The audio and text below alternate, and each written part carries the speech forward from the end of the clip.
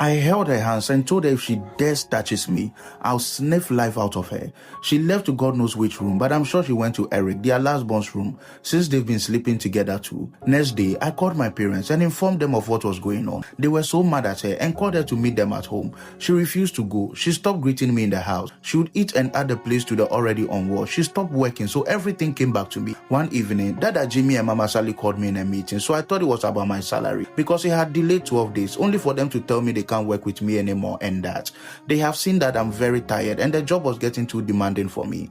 I quickly intercepted and said, but I'm not complaining.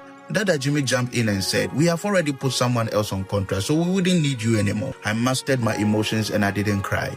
I knew Gifty was behind this. I couldn't imagine my own sister, whom I paused my life for, would in turn ask me to be sacked from a job I did to make her who she was. I refused to show emotions. I refused to cry. They gave me 6 days to move out, but I left the place the next day. I didn't even call my parents. On my way home, I walked briskly, overwhelmed by disappointment, bitterness, regret, resentment, sorrows, sadness, all mixed together. Leaving the job wasn't too much of a problem, even though it affected all my plans.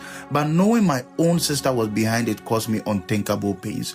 I got to the door and I couldn't enter. I stood there crying, sobbing. Then Mama opened the door. She quickly ran and hugged me. Faith, I'm even crying whilst I type this. I cried till my voice couldn't go any further. I lamented that day. I blamed my parents for making me useless. I blamed them for making someone else live off my sweat in the name of family. Now I'm back home with nothing but bitterness and pains. My dad came out and packed my bags inside without saying a word. I narrated everything and they called Gifty right before me.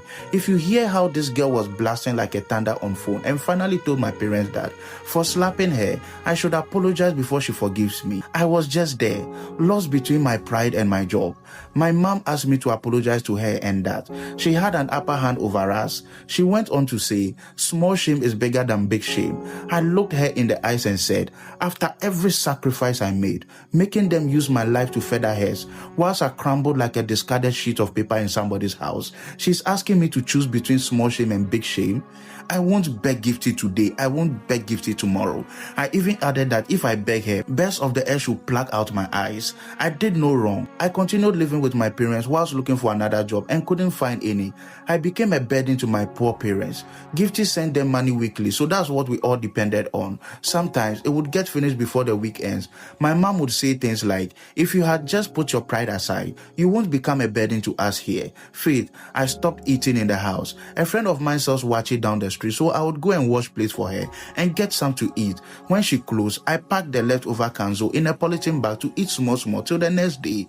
One morning,